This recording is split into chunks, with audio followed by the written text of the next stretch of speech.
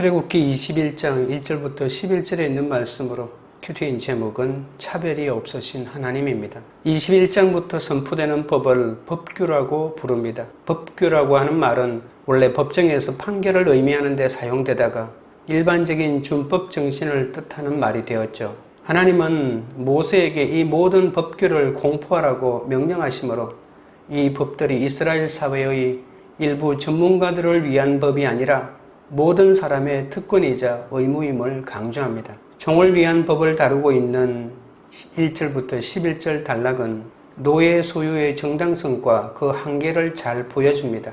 2절부터 6절은 남종을 다루고 7절부터 11절은 여종에 대하여 다룹니다.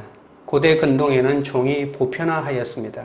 애굽에서 종살이하다가 풀려난 이스라엘에도 종이 있었습니다. 전쟁 포로나 유죄 판결을 받은 도둑이나 빚을 갚지 못한 사람들은 종이 되었던 것이죠. 오늘은 그 종에 관련된 삶들을 살펴보겠습니다. 첫째로 백성 앞에 세울 법규입니다. 1절입니다. 내가 백성 앞에 세울 법규는 이러하니라. 여기서부터 실질적인 언약 법전이 시작됩니다. 법규에는 이스라엘 백성의 행위를 강제하고 죄악을 견제하거나 형벌하는 기능이 있습니다. 하지만 사실 법규는 백성의 기본적인 권리와 개인의 고유한 인격을 보호하고 그들의 정결한 신앙과 양심을 보존하고자 하나님이 세워주신 것이죠. 근동에서 발견된 여러 고대 법전들을 생각할 때 한 민족이 준수해야 할 법전이 노예에 관련된 규정으로 시작하는 것은 매우 특이합니다. 지금까지 발견된 그 어떠한 법전에도 이런 예는 없습니다. 가장 오래된 법전으로 알려진 바벨론의 함무라비 법전도 노예에 관한 조항은 맨 마지막에 나옵니다. 하나님이 이스라엘에게 주시는 율법이 노예에 대한 법규로 시작하는 것은 바로 자신들이 얼마 전에 애굽의 그 지긋지긋한 노예 생활에서 해방되었기 때문이죠. 법규를 주신 하나님은 이스라엘을 압제와 제약의 땅에서 불러내 약속의 땅 가나안으로 보내셨고 그들을 사랑하셨잖아요. 이스라엘은 노예들의 인권이 유린당하고 노동력이 상식을 초월할 정도로 착취당하는 것에 매우 예민했던 것입니다. 하나님의 은혜로 속박에서 해방을 맛본 백성들은 억압되어 사는 것이 얼마나 고통스러운가를 누구보다도 잘 알았기 때문에 속박당하는 자들에 대한 염려가 각별해야 합니다. 노예제도는 고대 근동 사회에 매우 광범위하게 퍼져 있었고 역사에 깊이 뿌리박고 있는 제도입니다. 그러나 이 제도가 고대 근동의 경제에 미친 영향은 생각보다 그리 크지 않았습니다. 또한 노예에 대한 대우도 노예 제도가 행해지는 곳마다 차이가 있었죠. 어떤 곳에서는 노예가 주인의 가족과 매우 밀접한 관계를 유지하였지만 또 어떤 곳에서는 돈에 사고 팔리는 재산에 불과했습니다. 성경은 히브리 노예들의 사회적이나 법적인 고난을 강화하는 데 심려를 기울입니다. 노예는 너의 형제라고 할 때도 있고 또 노예는 안식일과 여러 종교절기에 쉴 수 있는 고난도 있었습니다. 노예가 할례를 행할 경우에 그는 하나님이 이스라엘과 맺은 언약 공동체의 일원으로 인정되기도 했고 그래서 유월절 양을 함께 먹을 수도 있었습니다. 노예가 주인의 학대로 죽게 되면 그의 죽음은 반드시 보복되어야 한다고도 했습니다.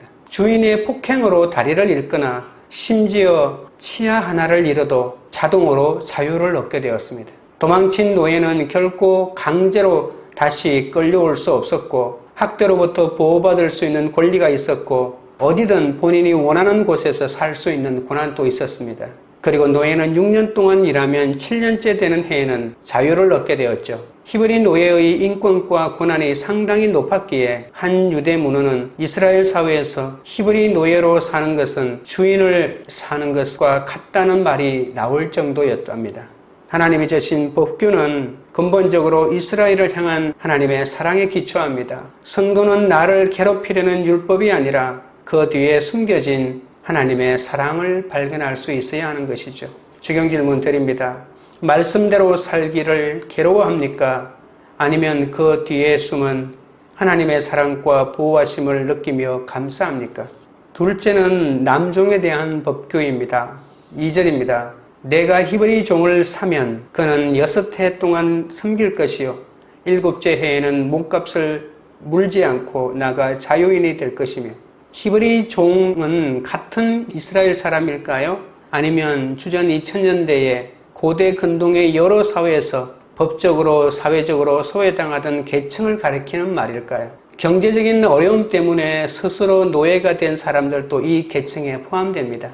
모세오경에서 30차례나 히브리 사람이라고 하는 말은 애굽 사람들과 대조를 이룰 때 사용되었습니다. 히브리인이라고 하는 말의 개념 속에는 피를 나눈 혈연 집단이라고 하는, 그러니까 민족을 구성하는 그러한 계층이 아니라 법적이고 사회적인 위치를 가리키는 말이란 뜻입니다.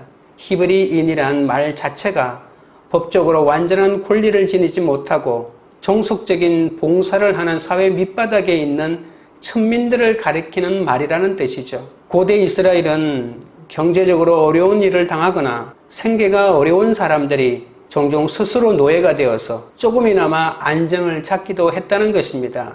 종은 자신의 재산을 소유하진 못했지만 그래도 하루 벌어 하루를 근근히 이어가는 사람들보다는 안정된 생활을 했다는 것이죠. 비록 주인에게 완전히 예속되어 있었지만 그들의 종살이 시기는 제한되었던 것이죠. 빚을 지고 갚을 길이 없는 사람, 남의 물건을 훔쳤다가 들통이 나서 피해자에게 보상해 주어야 하는데 가진 것이 없어서 아무것도 보상해 주지 못할 때 그 사람의 노예가 되기도 했다는 말입니다. 2절은 남자 노예에 대하여 이스라엘의 기본 원리를 설명합니다. 주인은 6년 동안 노예를 부린 다음에 7년째 되는 해에는 그에게 자유를 주어야 합니다. 경제적인 이유로 종이 된 사람이 상전에게 노동으로 자신의 빚을 충분히 갚을 수 있는 기간이 바로 6년이기도 합니다. 이 6년은 노예 생활이 시작된 해부터 셈한다고 볼 수 있지만 이스라엘 종교 달력에 따라 진행되는 7년 사이클을 말한다고 주장하는 사람도 있습니다. 어떤 노예들은 그러면 1년만 노예 생활을 했지만 미리 정해놓은 7년 주기에 따라 자유인이 될 수도 있다는 거죠. 이 율법은 어떤 경우에도 노예의 노동력을 최대 6년 이상 착취해서는 안 된다고 강조하는 겁니다. 만일 6년이 되기 전에 희년이라고 하는 50년 만에 돌아오는 희년이 되면 또 노예 생활이 해방시켜 줘야 되기 때문에 노예 생활 기간은 그만큼 더 짧아질 수도 있습니다. 하나님은 이 같은 규례를 통해서 인권이 돈보다 먼저임을 보여주고 경제적인 어려움으로 사람의 기본적인 인권이 박탈되는 것을 막아주셨습니다. 우리가 잘 알고 있는 함무라비 법전도 사람이 빚을 지게 되어 빚쟁이의 노예가 되면 3년 후에는 놓아주라고 하고 있는 규정이 있거든요. 3절 4절입니다. 만일 그가 단신으로 왔으면 단신으로 나갈 것이요 장가들었으면 그의 아내도 그와 함께 나가려니와 만일 상전이 그에게 아내를 주어 그의 아내가 아들이나 딸을 낳았으면 그의 아내와 그의 자식들은 상전에게 속할 것이요 그는 단신으로 나갈 것이로되 주인이 6년 동안 부리던 노예에게 자유를 줄 때는 어떤 조건도 제시는 안 됩니다. 신명기 15장에서는 노예를 위해서 한 살림을 마련해 주라고까지 합니다. 이 법률의 핵심은 노예를 배려해 주라는 말이죠. 노예로 살던 사람이 자유를 얻었다고 해서 당장 먹고 살 대책이 없으면 다시 노예가 될 수밖에 없잖아요. 이런 상황에서 해방된 노예가 장사해서라도 먹고 살 수 있도록 어느 정도의 재산을 챙겨서 내보내라는 그런 말입니다. 얼마나 파격적인 배려입니까? 또한 노예라도 그의 결혼관계를 존중해 주어야 합니다. 홀로 들어왔으면 홀로 나가고 아내를 데리고 들어와 함께 노예가 되었다면 아내와 함께 나갈 수 있는 권리가 노예에게 있다는 말입니다. 만약 홀로 들어왔는데 주인의 배려로 가정을 일구었다면 가족들은 주인의 소유잖아요. 그러니까 가족은 두고 나가야 한다는 말입니다. 종에 대한 상전의 권리도 보호하고 있음을 알 수 있습니다. 5절부터 6절입니다. 만일 종이 분명히 말하기를 내가 상전과 내 처자를 사랑하니 나가서 자유인이 되지 않겠노라 하면 상전이 그를 데리고 재판장으로 갈 것이요 또 그를 문이나 문설주 앞에서 데리고 가서 그것에다가 송곳으로 그의 귀를 뚫을 것이라. 그는 종신토록 그 상전을 섬기리라. 6년 봉사를 마치고 자유를 앞둔 노예에게 주인의 소개로 장가들어 종에게 아내와 자녀가 있어 헤어지기 싫어서 종이 자유인이 되기를 원치 않는다면 스스로 영구적으로 노예 신분을 자청할 수도 있다는 말입니다. 노예가 이것을 선택하면 노예는 나는 나의 주인과 나의 처자를 사랑한다라고 고백해야 합니다. 경제적인 위협 속에서의 자유보다는 경제적인 안정 속에서의 부자유를 택할 권리가 그 종에게 있고 그 권리마저도 존중해 주었던 것이죠. 다음에 성전이나 장막의 기둥에 서서 표식으로 증인들 앞에서 귀를 뚫어야 합니다. 유대인들의 전성에 의하면 이때 오른쪽 귀를 뚫었다고 합니다. 귀를 뚫는 것은 징계의 상징이기도 합니다. 시내산에서 하나님이 노예 생활에서 해방하고 그분의 종이 되게 하셨는데 하나님의 종을 거부하고 한 인간의 노예가 되는 것을 자청한 그런 의미에서의 심판이라는 것이죠. 그러나 귀를 뚫었다고 해서 종의 신분을 종신토록 계속 유지되었다고 볼 수는 없다는 주장도 있습니다. 다음 희년이 오거나 또는 주인이 죽으면 다시 자유를 얻을 수 있다는 그런 해석도 있습니다. 하나님은 부자와 가난한 자 또는 다스리는 자와 다스림을 받는 자라는 이유로 절대로 차별하지 않으신다는 것을 아셔야 합니다. 적용 질문 드립니다. 하나님은 어떤 자리나 위치로 차별하지 않으시는 분임을 인정합니까? 셋째는 여종에 대한 법규입니다. 7절입니다. 사람이 자기의 딸을 여종으로 팔았으면 그는 남종같이 나오지 못할지며 여자 노예는 남종과 달리 6년이 지나서도 자유로울 수 없습니다. 끝으로는 이 율법이 성차별하는 것 같지만 실제로는 여자에 대한 배려입니다. 여자의 경제권이 인정되지 않던 고대 사회에 홀로 된 여자가 발붙이고 살아가는 것은 너무 힘들었고 집에서 버려지면 몸을 팔아 연명하는 일이 너무 많았던 것이죠. 그래서 여자 노예가 최소한의 존엄성을 유지하도록 배려한 법률이라는 말입니다. 여종은 부모에 의해 노예로 팔린 여자들입니다. 고대 사회는 빈곤에 처한 부모가 딸의 미래를 보장하기 위해 부잣집으로 파는 경우가 있었거든요. 이때는 사는 자와 파는 자가 결혼을 전제로만 가능했던 겁니다. 주인이 직접 아내로 맞거나 자기 아들에게 아내로 주기 위해서 다른 사람의 딸을 사는 것입니다. 이스라엘은 원칙적으로는 아버지가 딸을 팔지 못하도록 되어 있습니다. 그런데 극도의 경제적인 압박에 시달리는 아버지는 딸을 팔 수 있다는 예외 조항이 있기도 합니다. 그러나 그 딸이 만 12세 하고도 하루 이하인 미성년자일 때만 팔 수 있었습니다. 결혼하지 않은 여자는 자신을 노예로 팔 수 없으며 도둑질하다 잡혔을 때는 피해자들에게 적절한 보상을 할 수 없더라도 법원은 그 여자를 노예로 팔 수 없었습니다. 그뿐만 아니라 본인의 동의 없이는 절대로 다른 사람의 아내로도 팔릴 수 없었습니다. 8절입니다. 만일 상전이 그를 기뻐하지 아니하여 상관하지 아니하면 그를 속량하게 할 것이나 상전이 그 여자를 속인 것이 되었으니 외국인에게는 팔지 못할 것이요. 한 남자가 아내로 맡기 위해 여자 노예를 샀다가 그 여자와 결혼을 포기할 때는 적절한 보상을 해서 친정으로 돌려보내야 한다는 말입니다.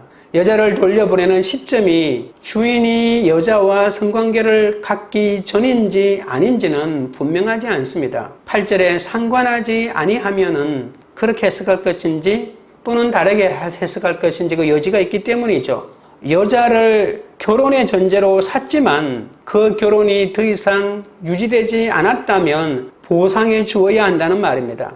남자는 여자를 속인 것이잖아요, 결과적으로. 그래서 여자가 적절한 금전적인 보상을 받을 뿐만 아니라 어떤 경우에도 이 여자를 외국인에게 팔아서는 안 된다는 조항이 달려 있습니다.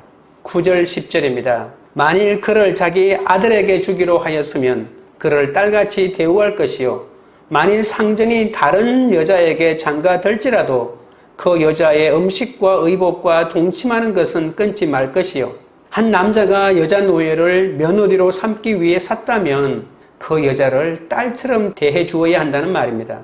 처음에는 노예 신분으로 출발했지만 결혼을 통해서 가족의 구성원이 되었기에 비록 상전이 다른 여자에게 장가들지라도 그 여자는 가족으로 누릴 수 있는 모든 법적인 권한을 보장해 줘야 한다고 말하기도 합니다.